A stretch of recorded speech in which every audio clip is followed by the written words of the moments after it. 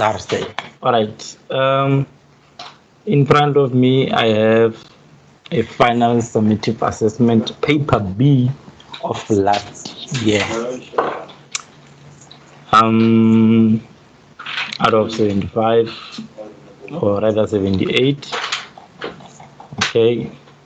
So this is just going to be some information that you slightly have to go through. First of all, you need to know the folder which will contain the files that you're going to use in your application. So as you can see, in this case, it's app data. In some other cases, it could be. We don't see your screen, sir, please. Yeah, sorry. How is it now? Yeah, it's getting there, sir. It's fine. All right. Okay, so this is the final summative assessment paper B of 2020. So when you receive this type of paper, you have to look at the following.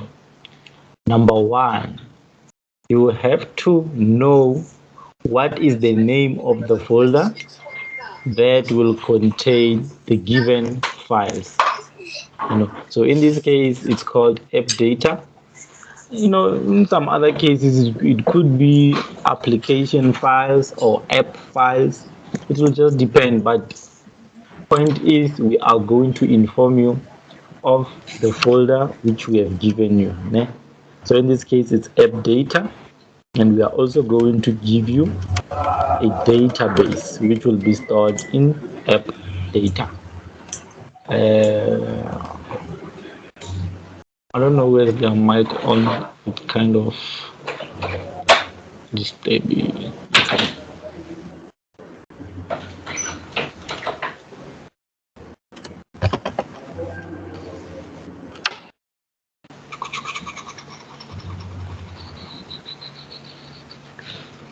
Okay. So as I was saying, we will also give you a database file. And the description that says where to find that database file. So in this case, it's app data. In some other instances, like for example, the summative, it's not app data. So we pay careful attention to the folder provided there. So I've included two types of access database, the ACCDB and the MDB. I did so because this only works for students who will be in Soshanguve and Emalahleni because they have Access 12.0 installed.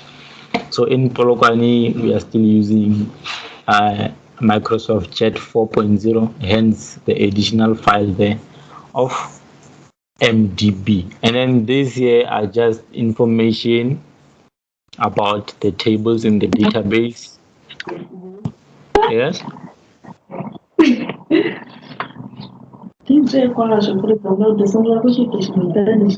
Okay. Before they start gossiping about us, let's switch them off. All right. Yes, so as I was saying, this is just information coming from the database. It's a lot, so I do not expect you to go through all of this, but it's good to know your database. It's good to know your database, study it, and we are also giving you this relationship diagram. And we are also telling you that we will be using a data module which will have the following components. So you can see we have all those data sets pertaining to all the tables in the database and one temporary data set and two ADO queries. So it's good to just observe that. All right, and then we will usually tell you about what is inside the header file, the declarations which are given to you. So we will tell you that in this header file, we have declared for you these types of variables and you must implement them in your solution. Okay. Again, very importantly,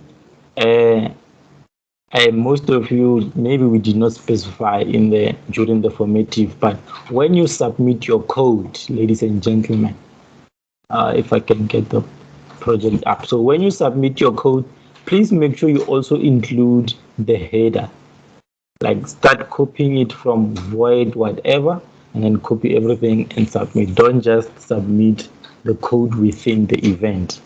So a very important note, I will always remind you up until we go and write.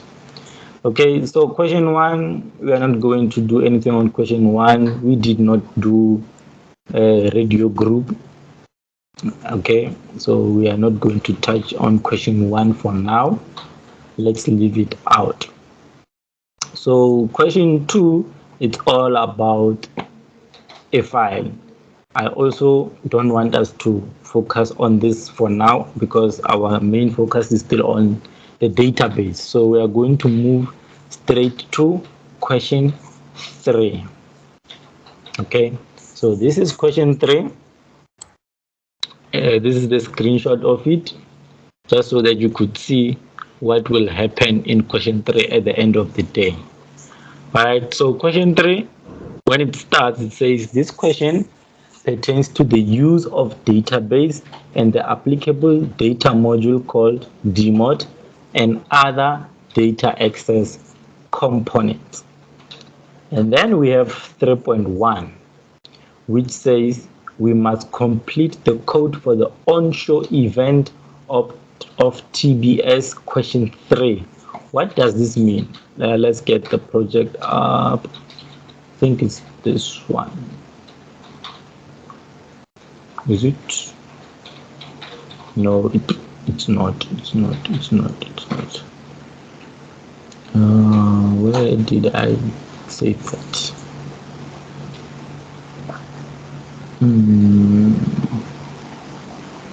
Where did I save that? Did I send the correct file, guys? Seems like I sent. No, I think it's the wrong file. Even the paper is not the same. The question, let me see. I should have sent this. What is this? 2020 FinSum Assessment BSD, which is this one. So it should be correct.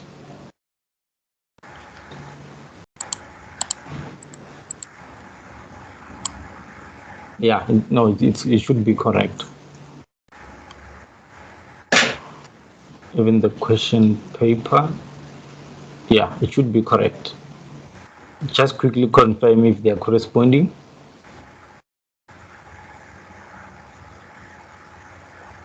Is it question 1, 3? Yeah, question 3. I know, I don't know about others, but what I'm seeing here, it's different. It's different. Accommodation types and tariff rates. And this skeleton here says accommodation types and tariff rates.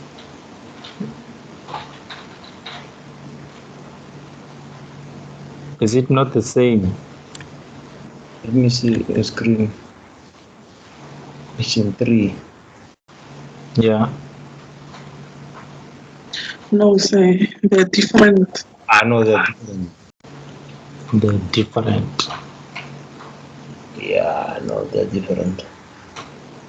Wait, question. Okay. Let me see. Okay, let's try this one. Which one is this? 2020 Final Summative Assessment B. Student disc. No, it should be the same, guys. It's on my final.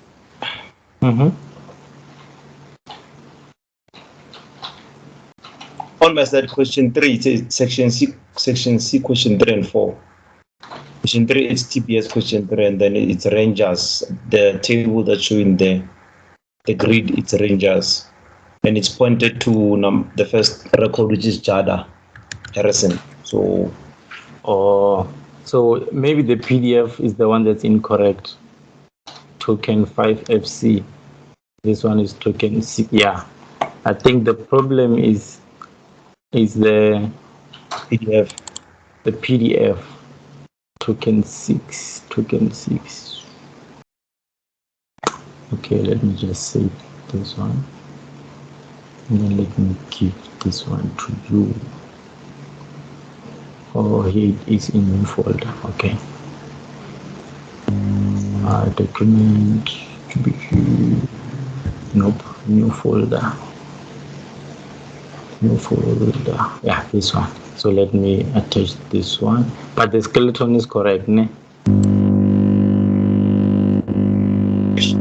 Hadeb.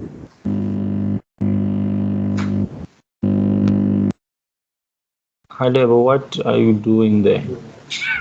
Oh heck. I said now I'm not saying anything. I can be speaking, but my team is I don't know what to tell you. Let me just try to exit. Okay. Yeah, something's wrong with my teams. Why can't I attach now?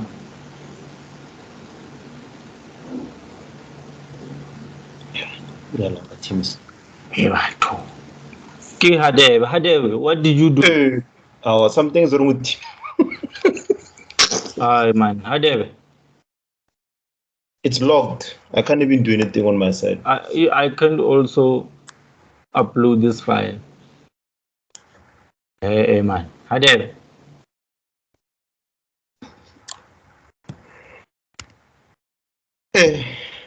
Hadeb, what did you do?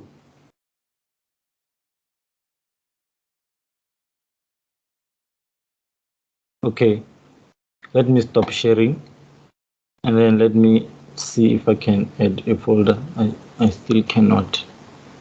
Okay, but you guys can see my question paper, ne? I'll attach it at the end.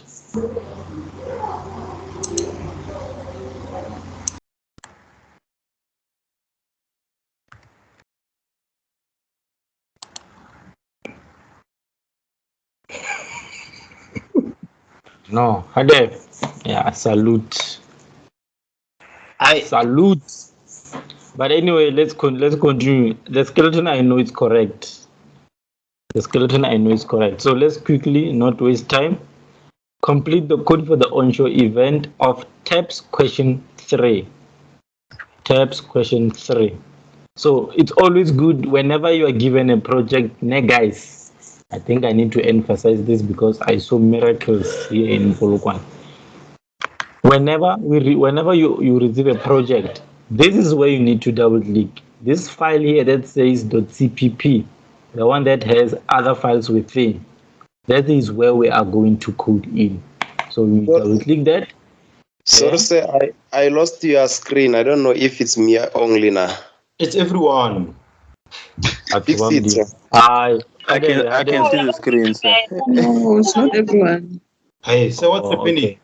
It No, it's not everyone. It is everyone now. Is it back? Is it back now? Yes, Is it it's back? back. Oh, Yeah, it just came no, back. sir.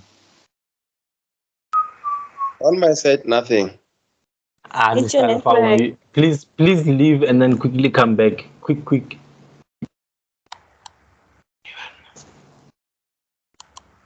Okay, he ran away. Okay, it's fine. Yeah, I got it back, sir. All right, awesome. Okay, so as I was saying, when you receive a project and you quickly load it into Embarcadero, this file here, which is a CPP file, which has this expandable arrow, please, that is where we are going to write our code. So don't be confused and start opening other things. This is where you must code. Ne? So you must double click that, and then it's going to open your CPP file. All right, so you will see, okay, this is TAPS question 4, and then this is form show of question 1. So you will see we will always put comments. On where you must code. This is question 1.1. Okay, we are on 3.1. So So you will notice we will always give you comments so that we can direct you in terms of where you must code, because I understand some of you may not read this, you may not be able to locate this method. So when we say write code for tabs question 3 show, we will also write a comment for you so that you do not get lost. Ne? And then this is where we must code. We will also write a total there if necessary, maybe just to remind you as you're coding to not mess up. Okay, so now the question says we must implement ADO-DS temp data set. Miss who was it Miss Molekwa? I think it was Miss Molekwa who asked what is the use of this temporary data set. So as you can see, we'll always tell you which data set to implement or to use, and then a query on the accommodation types table, meaning we must use this data set to make a query on this particular table. And that query must return the records in the format of accom type space dash accom description. So these returned records will be used to populate the combo box called CMB accommodation types. And then there's a screenshot there. Okay, so if you remember what I said yesterday, each bulletin equates to an answer, if we should put it like that. Each bulletin equates to an answer. So first thing first, we have our first answer, which we need to write in C++. Okay, so let's start with the DS temp. Let's quickly check what we are given. And then we have DS temp. We also have DS temp 2. But in this case, they want us to use DS temp. Okay, so first thing first, always close your data set before anything else. Always close your data set. So the name of the data set is ADO-DS temp. Don't we connect first? Okay, very important question. So I'm not sure if you have noticed, but all these data sets are already given a connection manually. You see, even the temp is already given a connection. Temp 2 is already given a connection. ADO query already given a connection. Connected. ADO command also connected. Even in the summative, this will be the case. I will connect all these components to the connection. So your job is to get straight into business. Thank you. Awesome. We realize that already there are too many problems in the subject. So let's try to make your lives easier. So first thing first, we need to close our data set before anything else. Close it. Sorry, sir. And then, If it's already connected manually, there's no need for us to automatically connect it, or we should just jump for the step if our data is connected manually. Yeah, if it's connected manually, then you do not have to do this step. Ne? You do not have to say dataset connection is equals to dmod ADO connection. You do not have to do this step because it is already done for you manually. So this one, skip.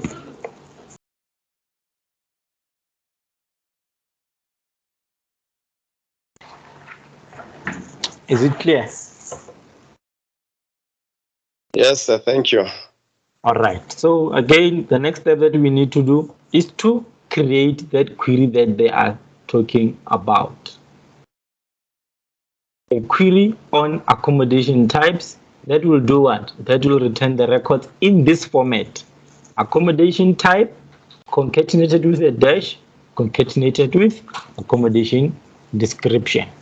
Okay, so this is the phase where you have to get your query builder. This is the phase where you have to get your query builder, and then now you have to test your query. Select accom code. Then how do we concatenate on JetSQL? You must put a plus sign and square brackets, I think. A what? A plus sign. Okay, a plus sign. Okay, and then we make a space and then a square dash and square brackets. Yes. But yes, square brackets. Where here? Yeah. Yes. But I don't know about the columns though. Okay, so like this. It should work. But please do not make my computer perform tasks that it doesn't know, or tasks that will not even execute. So let's see.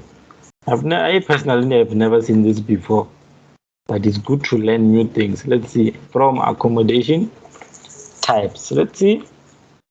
Yay. No. Let's bring back this ones. So this one works. Can you see?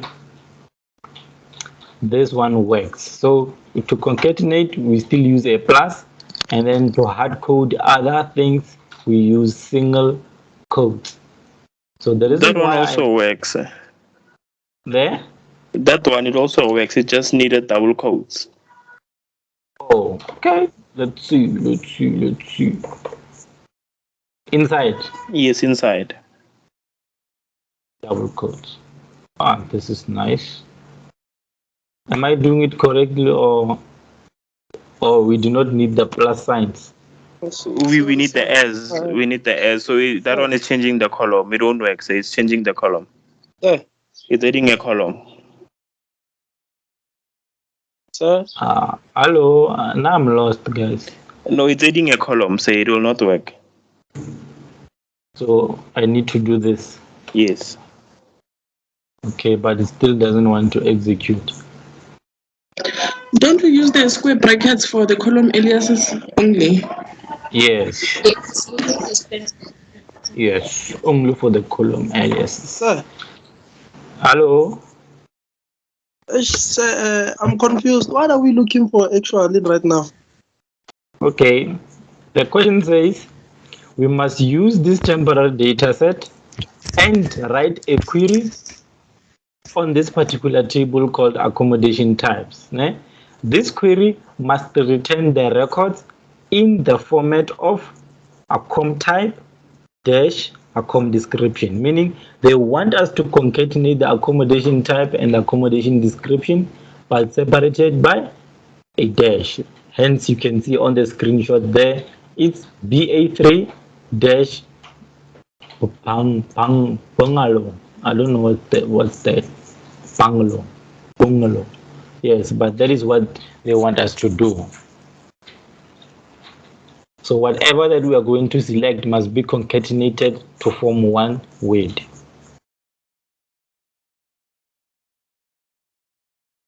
Okay, so hence this query right now, this one here, does the work. So you can see its accommodation type concatenated with the dash followed by the description. So now we may need to give this column a name, because currently, as you can see, it just says expression 1000. Okay, so we are going to probably give it maybe something like that. Accom. So because it's one word, I do not need the square brackets, I think. Yeah. So you can see now it's sorted. We have accom returned to us.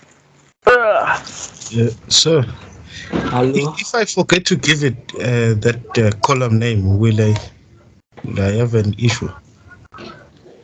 You will not have an. Give it the Yeah, column. you will not have an issue, but it means, remember, if you may want to access these records, and then you say filled by name, what are you going to write inside filled by name? So it means you now have to write expr 1000. Okay. Yeah, so if you forget, you know that your default column name is expr 1000. So if you do not want to use that expr 1000, you can always come and give it a name there. So I'll say it is called a com. So now that we see that our query works, we can come back in here and assign it to a command text, or you can have an answer string variable and then you assign it there first, and then now you bring that answer string variable here like that. So in my case, I'm just going to write it on the command text. What am I doing Sir. here? Hello. Instead of the the double inverted commas, can't we use the single inverted commas? We can. It's actually recommended to use single commas, single quotes, because the double quotes will have a conflict, or will create a conflict in C++ builder. So always just use single quotes to avoid such conflicts. All right, thank you for that question, sir. All right, moving along. In our command text, do we have parameters? Nope, we don't. Then it means we can now execute. So I'm going to say dataset open. Okay, and then now this command text will become executed. So now the next step is this records should be used to populate the combo box. Okay, so initially, if I could quickly run this, I hope the connection, okay, the connection is not fine. So Microsoft Jet or LEDB 4.0. Oh, but on my machine it's fine. So this machine it's fine. So it's fine. Never mind. So if I can quickly just debug this, I need to show you that initially the combo box is empty. Authentication failed. For who?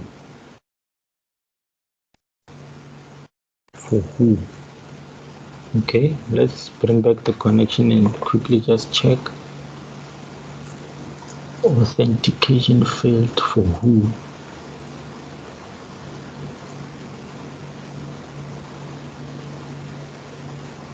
Accommodation types.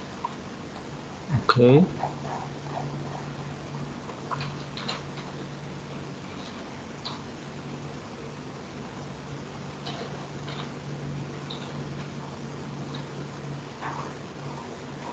Okay, so let's just check something manually quick. dstemp command text select all from accommodation types. I just want to see something.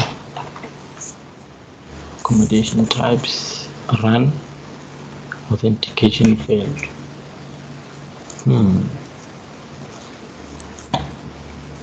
Is it Anyone with base?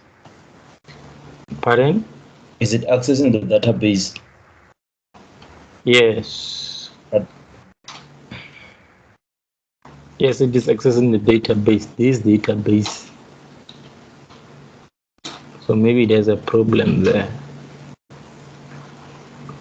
Can you check on your side? So what I'm going to do, I'm just going to give it my own database somewhere on the PC. Park.accdb. Okay. I'm just going to give it my own connection. Pardon? Where do we code that section? Oh, I found. Yeah? Which section? The one that you said you must check if it's working. It's question 3, yeah? Yeah, we are doing question 3. Now on your side it should work, unless if you get the same problems as me. On your side it should work. So on my side, I don't know what's happening, what are the conflicts. But let's go again. Let's go again. Data set. Okay, now it can be. It will execute as if.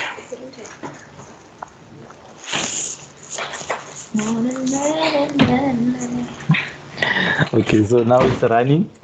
So I need to show you that by default, this combo box is empty. So the objective is all these results which we have obtained here.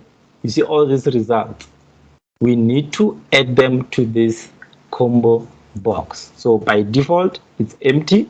Now we need to add them to that combo box. So how are we going to do that? Number one, our first approach, we could say ADO demod, because we know that a combo box works with T strings. It needs a list of strings. So we could probably do something like ADO ds temp get field names, and then what will this method do? Let's see this method, get field names. So this will retrieve a list of names for all fields in a data set. Retrieves a list of names for all fields in a data set. Okay, so it's going to return to us all the fields, and then the argument that is needed there is where are those field names going to be stored. Okay, so we can do something like get field names, and then after getting them, save all those fields inside our combo box. Let's see, what is the name of our combo box? All right, CMB additional accommodation types. Okay, so we put that there, and then we say items, because items are T strings. So what is this line of code going to do? We are now going to say inside that data set of ours which has the result, please get all the field names and then add them to our combo box. This is the first approach, which is straightforward. So let's go ahead and test it out if indeed it works. I have also never used this personally. So, it only gets the field, not the value. So it means this cannot work for us. Do you see we now have ACOM? But ACOM is what? Is this field name here. And what do we want? We want all the values of ACOM. Great. So it means this is not going to work for us. Besides, we are writing code for 11 marks. So it means the approach that we need to do is to, number one, iterate through the data set. Number two, get each value and add to combo box. That should be our approach. So let's create our famous for loop for our ADODS temp, and then we say start where on the first record, iterate until we have not reached the end of 5, and then as you are iterating and you have not reached the end of 5, please go to the next record. Okay, awesome. So that is what we have, and then we are done with iteration. Now we need to get each value and add to a combo box. So we could probably do something like ANSI string first or value or something, record is equals to data set. Now we want a value of a field. So our field is named ACOM, if you still remember. And from ACOM, what do we need? We need a value as ANSI string. So after we have that, we can now call the combo box. CMB, accommodation types, and then how do we put strings in a combo box or a list box? We always say items add, then we add our record. So let us see if that works. Question 3. Now when I do this, you can see all those records are added. Questions?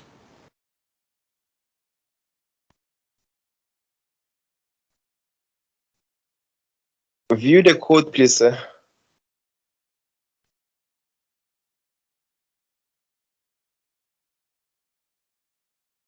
No questions, sir. It's clear. Straightforward. All right.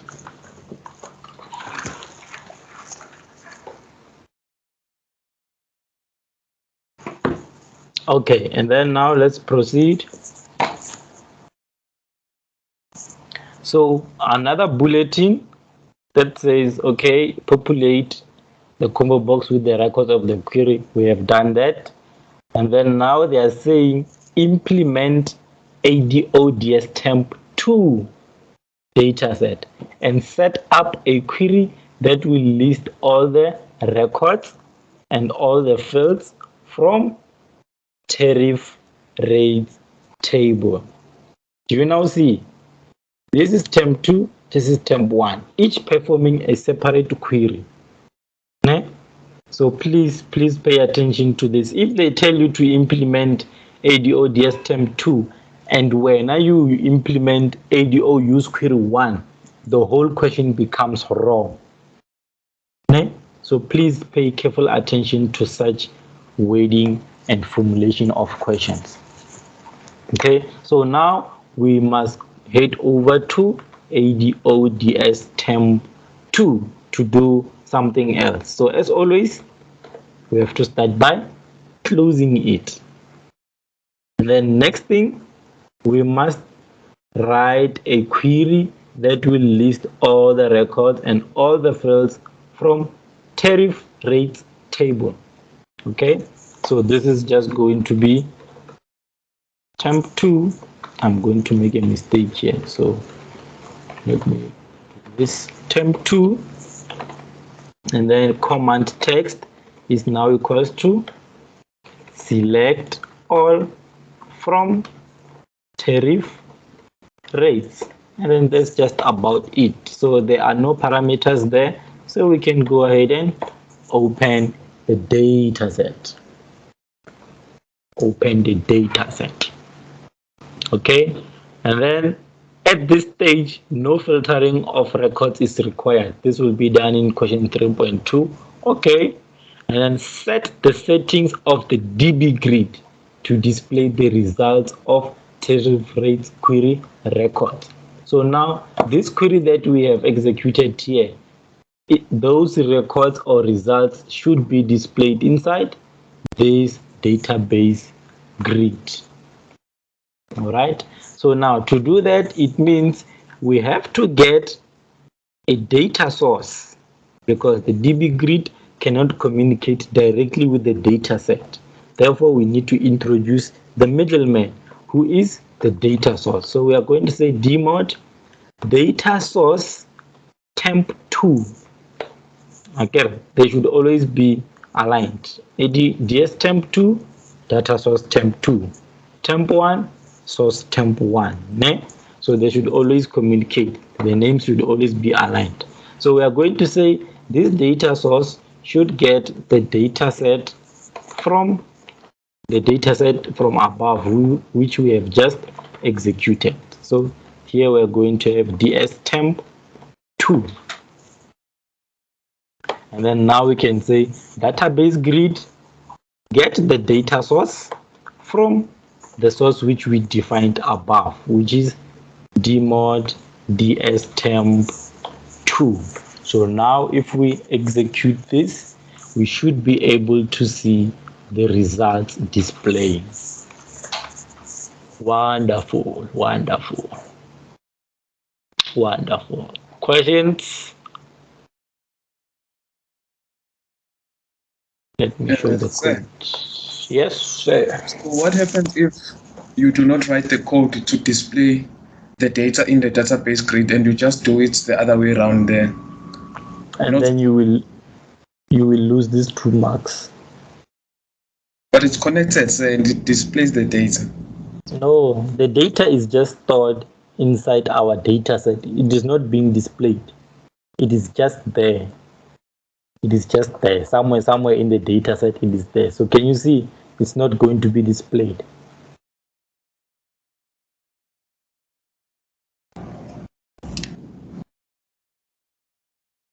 Now, so if you forget these lines, do not automatically think data will be displayed.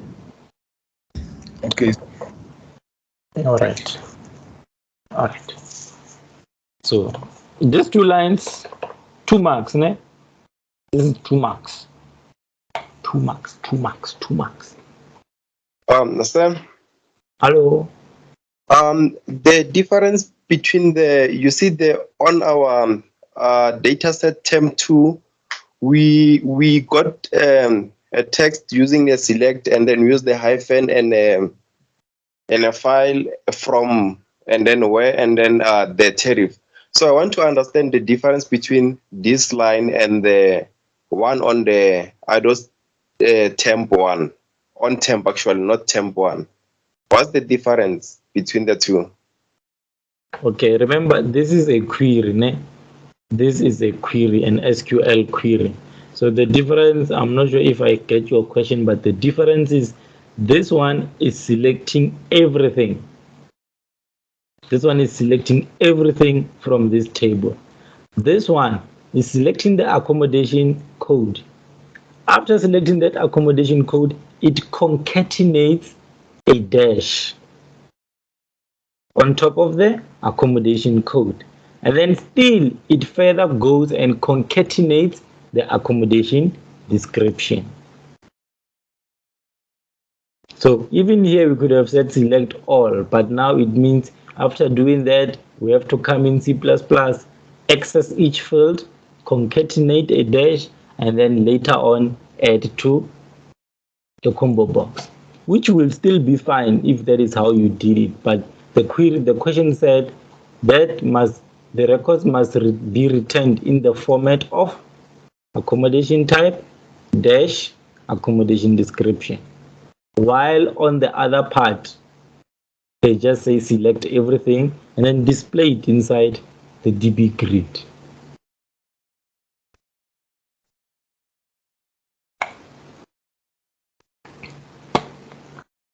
All right, now that's 3.1.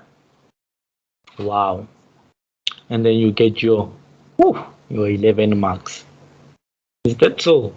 Let's see, 1, 2, 3, 4, 5, 6, 7, 8, 9, 10, 11. Just about it, your 11 marks. Yep, seems accurate to me, 11 marks. And then 3.2, complete the code for the on-click event of show current accommodation camps, type camps. That will implement a parameterized query. A query that has parameters. On which dataset? On ADODS temp 2 dataset. To do what?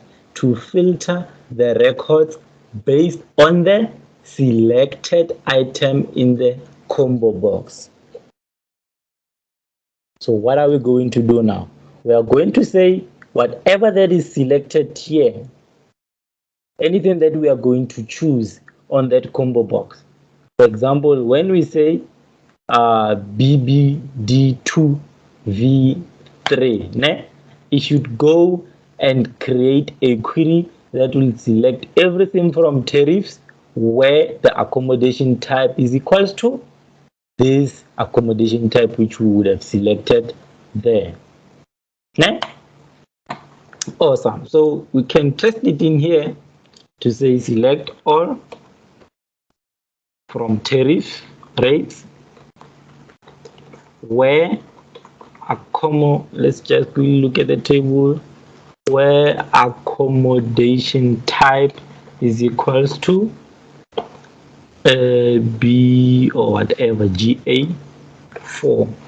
Let's look at the query. So can you see all the records of GA4 will be returned, and this GA4 will be coming from the combo box where we will be selecting an item.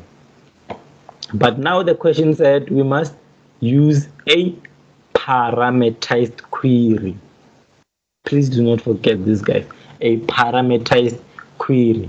This means that instead of hard coding a value on our query, we have to put a parameter there.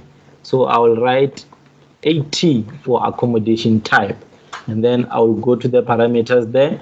Then that is where I can assign GA4. So the queries of GA4 are being returned. What is the other one? BA3. BA3 works fine. So this should be our query. So I'm going to copy that. I'm going to bring it into C++ Builder. So now they said we must use ADO-DS temp2. So I am going to do just that. ADO temp2, start by closing it. And then ADO-DS temp2. And then we say command text. So this is the query that it should execute. So I'm going to say select all from tariff rates where accommodation type is equal to a parameter. A parameter. Because they said what? Use or implement a parameterized query. Yeah? And then from there, I should not execute as of yet because I have a parameter in my query that needs to be defined. So I am going to say demod ADO-DS temp to parameters. And then what is the parameter that I want? I want to search for a parameter by name called AT. And then I want to give it a value. Now, this value is supposed to come from the combo box, as also mentioned in the question. To filter the records based on the selected item in the combo box. Correct? So now it means we have to get a value from the combo box. But before we get that value, let me quickly show you something. From this combo box, the only part that we need to complete our query is this part. Are we getting it? We only need the first part, which is BA3U, so that it can match with an accommodation type. So if we just say the value coming from the combo box, we assign it on our query, it will not run successfully because it is going to say, where's that query build? It is going to say where accommodation type is equals to BA3, just for example, and then slash bungalow, something like that. That is what it is going to do. And then if it does that, it means we are not going to get any result. So it means from this string, we need to only get the first part. We need to only get the first part. So how are we going to get the first part? Should we substring? Do we substring? I believe so. Because if we substring, then it means some of the values are going to be cut out. Like for example, let's say I choose BA3, just like that. So it means if we say substring from 1 and then take 3 characters, it's going to take that. Ne? But remember, can't we search it? Oh, sorry. Can't we?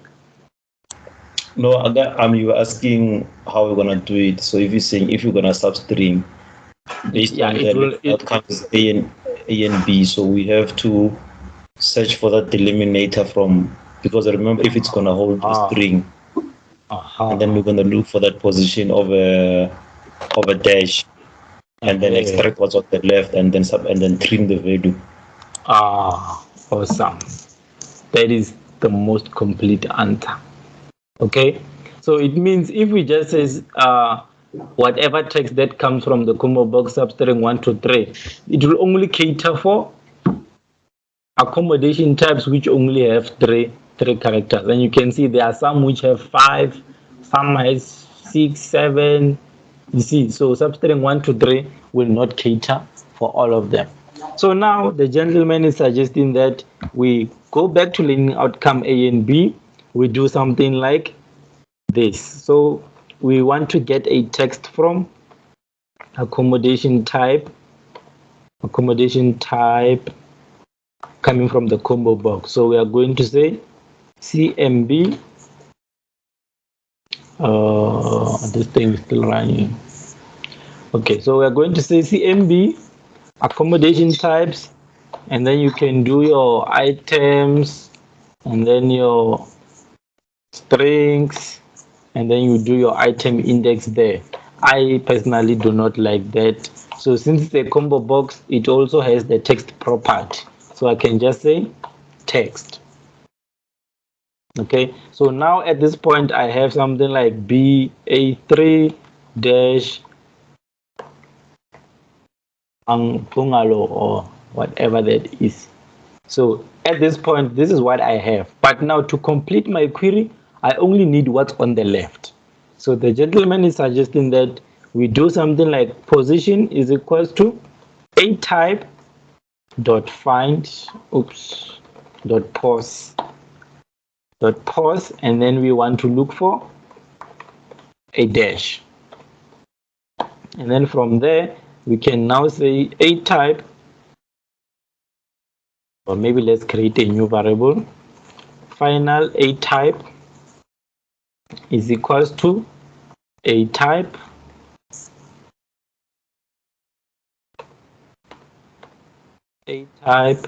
dot substring 1 up until position of a dash minus 1. But now we know that if we say minus 1, there is still a space. Ne? There is still a space there. So you can always just come and say minus 2 because you know, or maybe you can leave it as minus 1, and then you can come back and trim that space out. So whichever one is fine. So now that we have our final AA, we can come and assign it there as a parameter. So yes. So if let's say, as you just said, minus 2, which one do you prefer for us to use? Because some lecturers are not lenient, some are lenient. So how would you advise us? Obviously, you would say as a student, okay, I can solve this certain section of a string by saying minus 2, as you just said. But what if the other lecturer says, no, we never taught them with minus 2. They can just use trim. So what are the chances of us being marked wrong, saying minus 2, looking at that particular data given to us?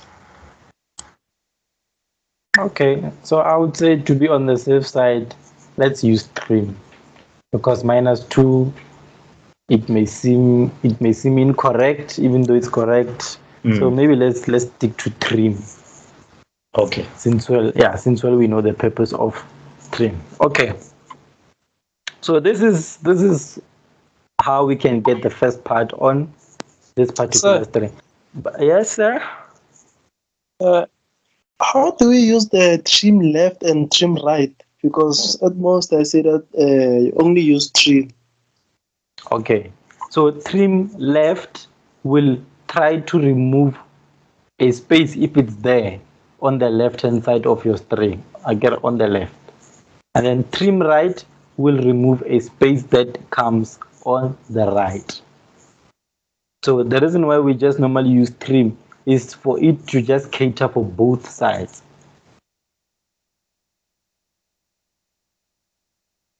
Oh, so in other words, if there I used trim right, I was still going to be correct, right? Oh, very correct. Sir. Hello. So, like, what if I used a space as my delimiter? Is it correct? Or Your space as your delimiter, still fine, because you are going to get this first space, and then from there you can now say position -1, and then you do not need to trim. Still correct. okay. Okay, so far we have seen two answers. We have seen two answers, the Sir, one with a come dash again. and the one with a space. Hello? Please, come again on when we're using the space, not the dash. What's happening there? With Okay, the so when we use the space, remember this is our full string. Ne? When we say find the position of space, it's going to find this space first.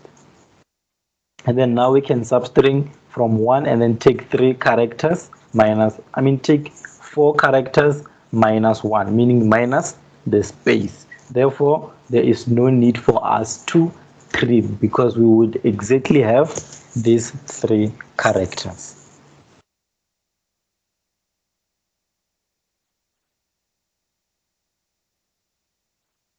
Well said, sir.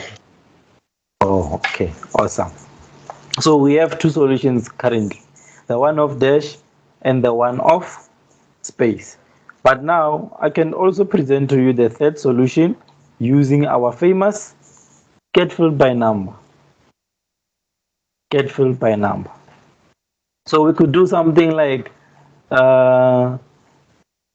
where is that section? Okay, because now as soon as you see yourself doing this step, these 3 lines of code, what should come to your mind is the get filled by number function. So that method, if we were to use it, we would do something like string final type. I will comment it. So it is equals to get filled by number, and then I will say the string that we want to get a field from is called a type, and then we want field number what? Field number 1, and then what is the delimiter? Then I can say the delimiter is a space. Then it's going to go and give me only this. But now if I use a dash here as my delimiter, like we said previously, I now have to trim. So that should be the third and as well as the fourth solution to getting a certain string in your string. Okay, so if let's say on that question, we see that on the code you've given us the get filled function. Even if you didn't mention, let's say, particularly on this question, you didn't mention that you use the get filled by number function. So we won't be penalized to use the given code. No, you will not be. In this case, it's whatever that gets the result, use it. Okay, so that now what you're saying is that now the get filled by number line of one line code is that one. It will give us maybe, let's say, that 3 marks because of I see that we're not done with the question. I thought we are done. We're not done. We're not done. Oh, okay. So you might so you will find that this step where we are getting this string, it's actually 1 mark, because when they do it, they did it in mind that you can just use this 1 line to get the answer. So when even if you do these 2 steps, you still get 1 mark for it. Oh, okay. Yeah, no. Yeah. So maybe you're gonna get 2 marks or 3 marks for the sake of the line. Getting the string and then looking for the position and so forth. Oh, no. Okay. But in this case, whichever solution that gets the answer, if it works for you, submit it. Then we can defend it later. All right. So now that we have defined our parameter, we can then execute. By opening the data set. So now let's go back to the question. Okay, so it means we have to also do the part of the checkbox. So when the checkbox is not checked, then all the records of the reference table should be displayed using ADODS temp dataset and an appropriate query when it is not checked. But if it is checked, then it must display this query that we have just executed. So I'm going to make an if statement using my combo box, which is CKB show tariff rate. So I'm going to say if this checkbox is checked, if it is checked, you can also add an equals to true there if you want it to make sense. So if this checkbox is checked is equals to true, then you can display the data coming from this query. Okay, so it means we are going to do this step of assigning new data to the database grid. So in here we just have to use DSTEM2. All right, still fine. Okay, if it is checked, we want to display the results which we just executed. But now if it is not checked, we want it to display the original information which was determined by not this one, this one, ADO-TEM2. Okay, but now they are saying displayed using ADO-TEMP dataset and an appropriate query.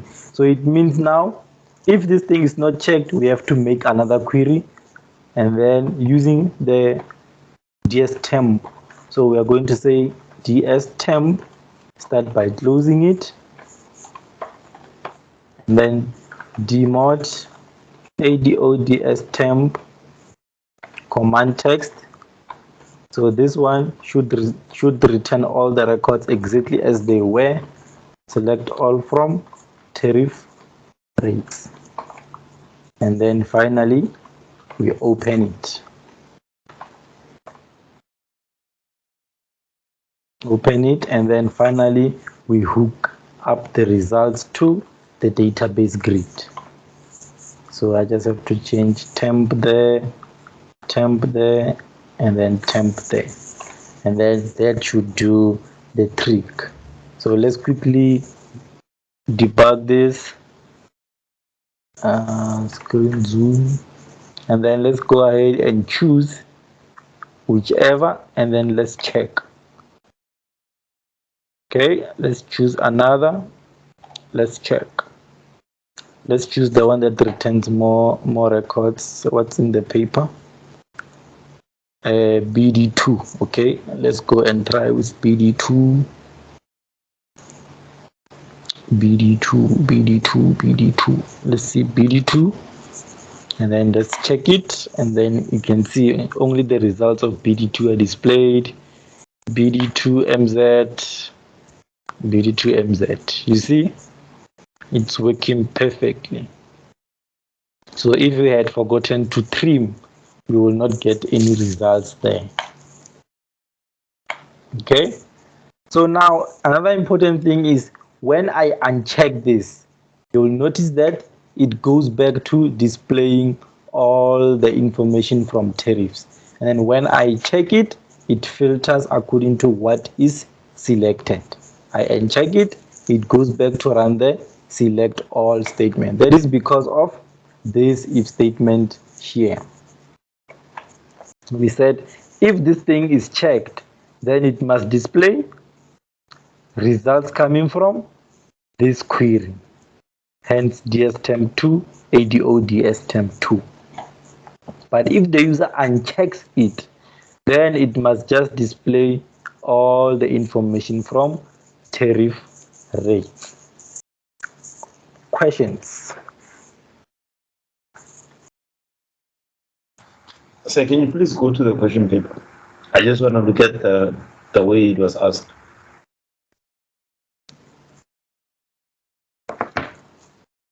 Of the tariff. On the check is not given all records of this new. Yeah, okay. No, I think maybe that like the last part of an appropriate query, it is gonna be a bit confusing. Maybe because it maybe if maybe let's say they use the default saying ADO ds temp dataset default date or default something. Obviously, when you say default, you know that you're going to have to show all the data that comes from a tariff table. But when you say, sorry about that, when you say appropriate query, it's a bit confusing. I don't know. I know. No, I think I understand. I think I understand you. No, maybe we could have maybe said all the records should be displayed using the tariff rates data set because it's the one that selects all from tariff rates. So maybe Yes. that will have made more sense. Appropriate query. Also, these are the things. So these are the things that throw you guys off, ne? Yeah, keywords. That's what I'm saying. Formulating sentences or questions is not necessarily meaning that you don't know English, but in an exam room, when you say "Bano" or an appropriate query, which appropriate query? So you can ask yourself, obviously, which appropriate query do they want me to use? So rather say, take it back to the default settings. I wonder if you say, take it back to the default setting using the ADO DS temp of tariffs. Simple as that. Yeah, no, makes sense. Makes sense. I agree with you there. All right. Yeah. Any questions? Any questions on 3.2? 12 marks. Let's see. One mark there. 2, 3, 4, 5, 6, 7, 8. I believe it's 2. 9, 10, 11, 12. Okay. Makes no sense. Okay, 2, 4, 5, 6, 7, 8, 9, 10, 11. Okay, but it seems it looks in range. It looks in range. All right, any questions there, ladies and gents?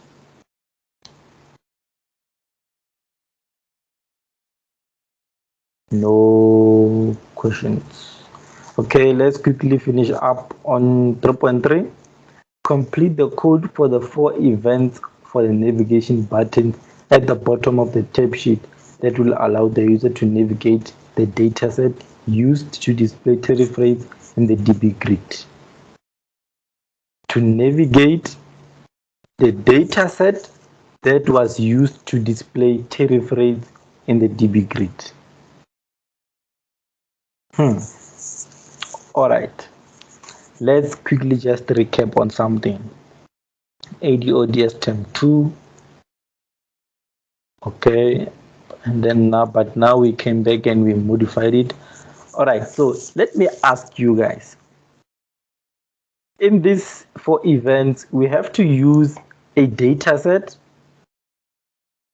We have to use a data set that was used to display tariff rates in the DB grid. So which one is it? Which data set is it? Which data set is it?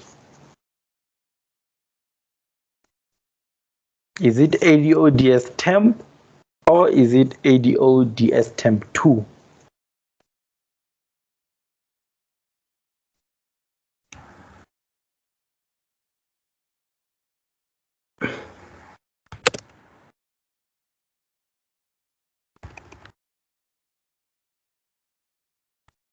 So I think it's a ADOS DS temp. Why do you say so? Since we on the else path, I see that we went back to our query to display back there, and then if we need to navigate on it and scroll step by step to the next line or to the last, we're still going to what we were already having before. I think so, sir. Can you please go back to the question? I want to check something.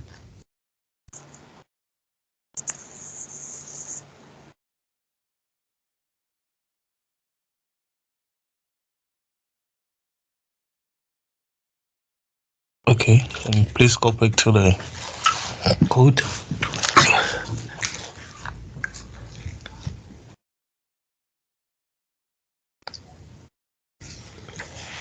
I think it's ADO's temp because it selects all, so it has to navigate on all the data that is displaying.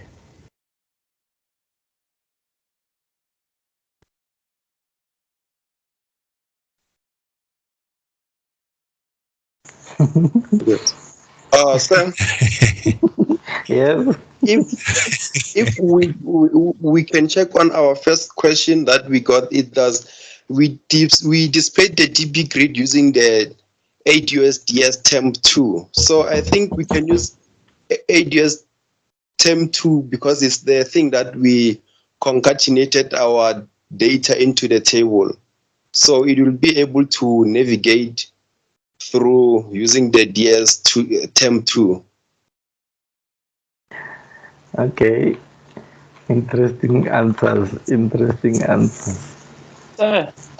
Hello. If we use either of them, are we going to get the results? Okay, let's try. Let's try. So this is the event for button prior, ne? And another thing, guys, the answers will always be here if you can just check. If they say this is the event of button prior, and then all you have to do is tell your data set to move to the prior or previous record. And then this one says first. So you just come, look at the name of the event there, button first, and then you say first. And then you come back in here, it says button next, and then you say next. This is free 2 marks. Free 2 marks. And then this one says last, and then you say last. So let's see if it will navigate. Let's see if it will navigate. Your answers are actually quite interesting. So it is not going anywhere. It's not moving. It is not moving.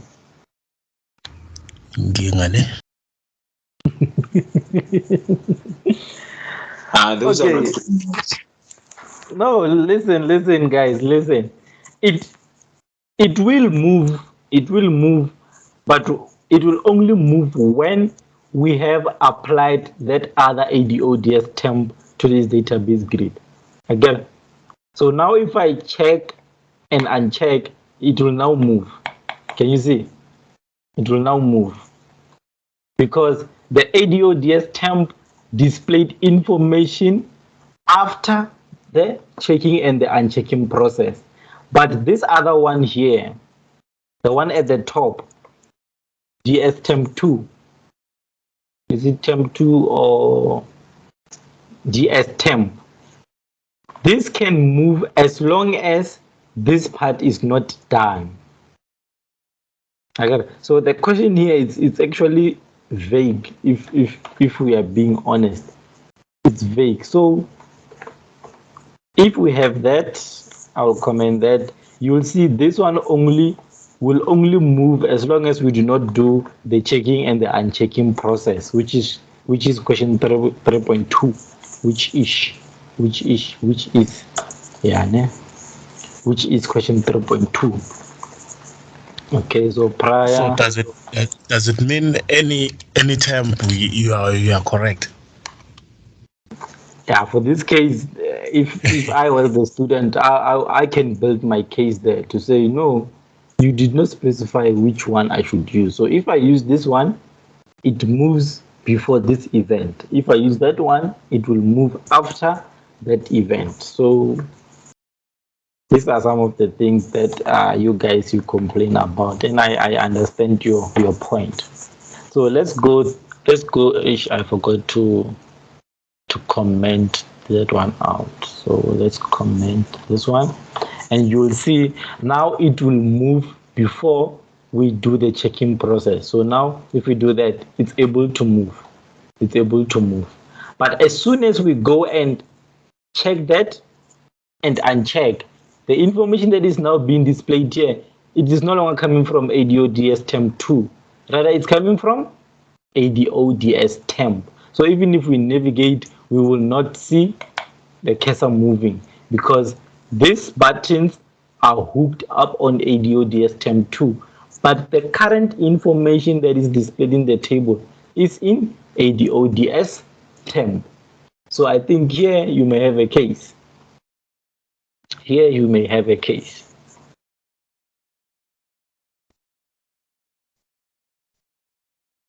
So if it was me, I would say whether you chose to use DS temp or ADODS temp 2, I would give a mark.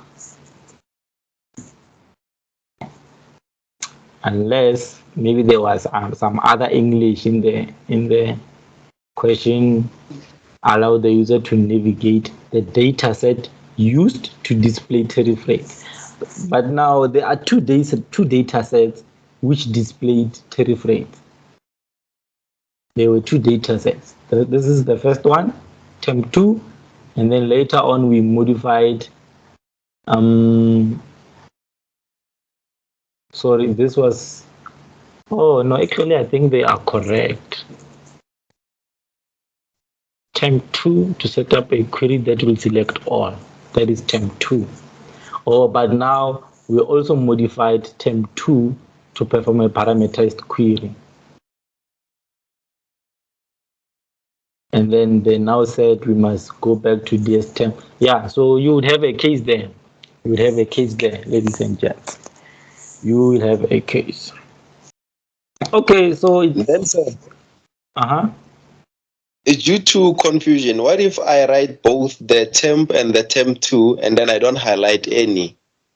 What will happen? Will I be awarded marks or? Like you do this. Yes, sir. I think you'll still be correct. Because usually, okay, I'm not sure if you guys know this, but usually here's what happens. If we ask you to write a particular code and then you give us more than what we expect, we are just not going to mark the other code which is not needed. We are just going to mark the one that we want. So if you supply both and you find that maybe on the memorandum they were marking this, they'll just give a mark for this one, and then this one they'll leave it out. So I think this is a good way to be on the safe side.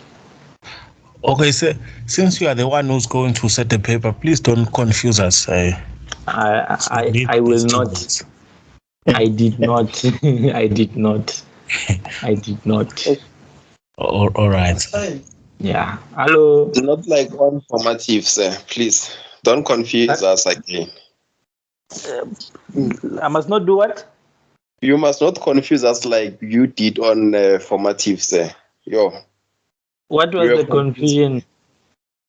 I think tomorrow we should go through the formative so that you guys could see what really happened there. Yeah, it's not a problem. So, cause, and again, the time allocation for our test, telling us time is too. Yeah, no, there I agree. I agree with you guys. But best believe this one 3 hours max. 3 hours. The summative 3 hours max. 3 hours. Is it enough? Yeah, it's enough.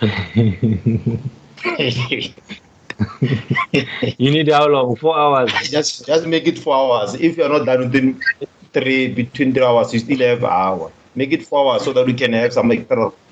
I don't know what they say. Yeah. I know I will see because I do not do the schedule. I'm not responsible for creating the schedule. So, but I will see. If during the test, if maybe we could extend 15 minutes. Yeah, I will see.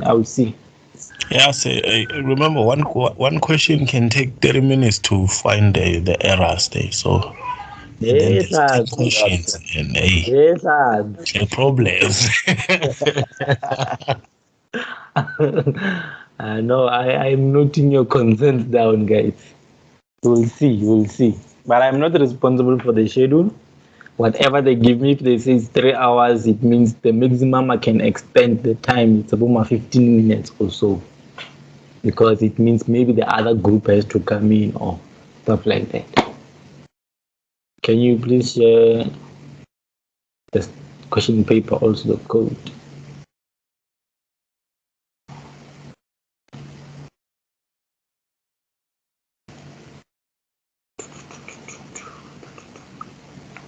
Okay, no, I'll edit on Brett Spray's cause since it seems like we are done. So now guys, I am going to give you a challenge. I want you guys to go and complete. Which one is this? Delete current. Okay, this should be easy. I want you guys to go and do question 4.1. Okay, so maybe before I leave you, let's just read the question, but I need you guys to go and try it on your own, and then tomorrow we are going to get into the corrections. So it says, write code for the on-click event of this button that will attempt to delete the current tariff record. Defensive programming techniques should be applied. What do we mean by this statement? You see, Try and catch.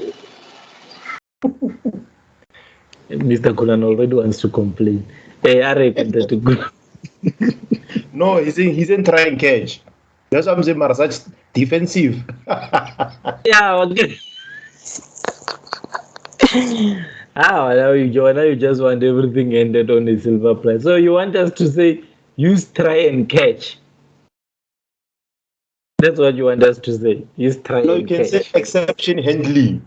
Obviously, we know that as programmers, exception handling, we can use try and catch. You can understand simple keywords.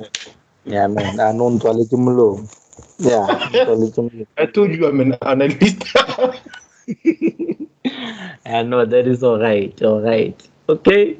Use exception handling to catch any possible database errors and then implement an applicable dataset method and the corresponding dataset. Which one is that? Or the one that will be used to display this information. Okay, but they did not tell us which. Okay, it's fine. Implement. Okay, the user should also confirm whether he or she really wants to delete the current record or not.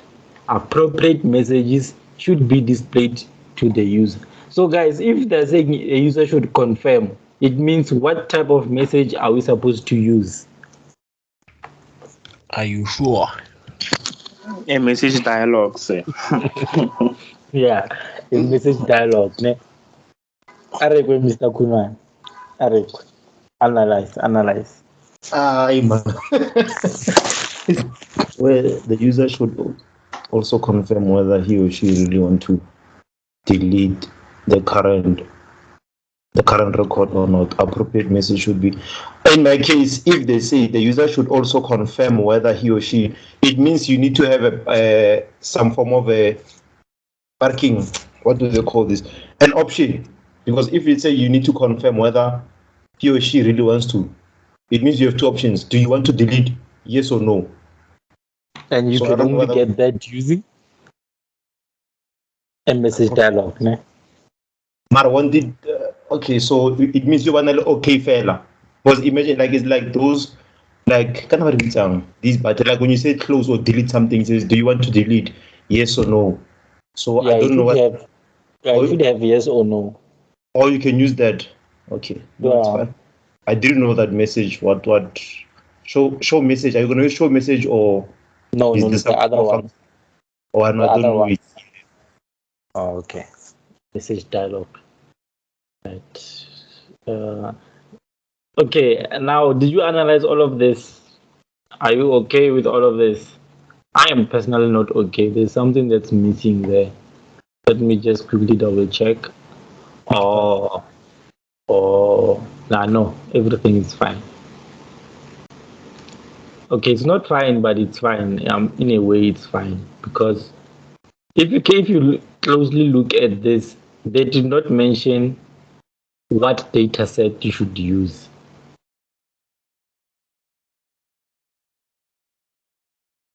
They just said implement an applicable dataset method and the corresponding dataset. But now, if we go to the project, we go to design question 4, we click on this DB grid tariff rates 2, we then have to look for the source. So it says it's holding DS client. Okay. It's holding DS client. Are those clients? Didn't look like clients to me. Question 4. Are these clients? No, these are not clients. Okay, but even if that's the case, if they're saying this is holding clients, then I have to go to the D unit and look for the client, but the client is associated with client. Okay.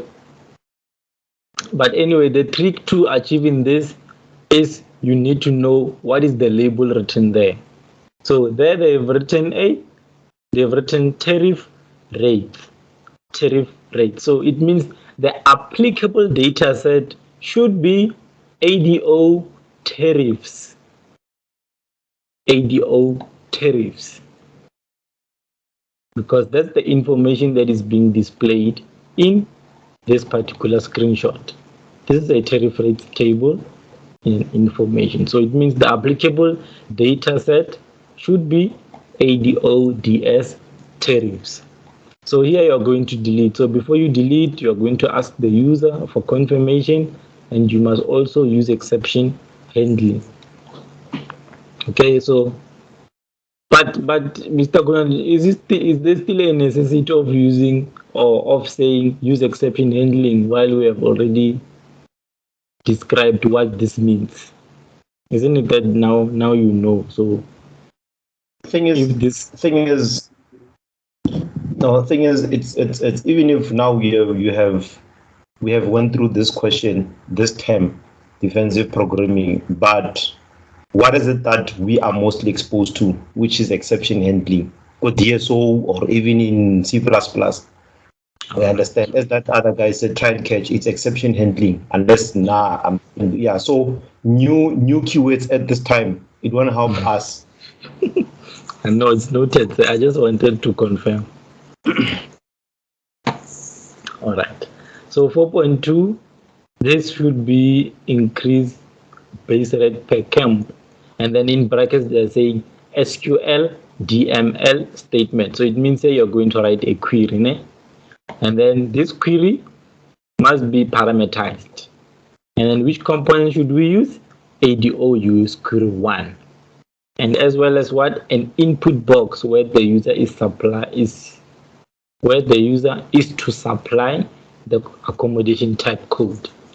The SQL should then increase the base rate for the applicable accommodation type as supplied by the user with 10%. An applicable message should also be displayed to indicate how many records were changed. All right. So those are the screenshots. Awesome. So I am going to challenge you guys to go and try 4.1 and 4.2, and then tomorrow first thing, that's the thing that we will do, and then later on move on to the formative assessment. All right, any questions? So I thought maybe the revision, when we're like, as you said, revision, we're gonna even do like if any all the files, So if we are skipping the first part, it's sort of like now we are neglecting those learning outcome A and B, you understand? So rather we tackle it question 1, 2, 3, even in the next one, question 1, 2, 3. So that way.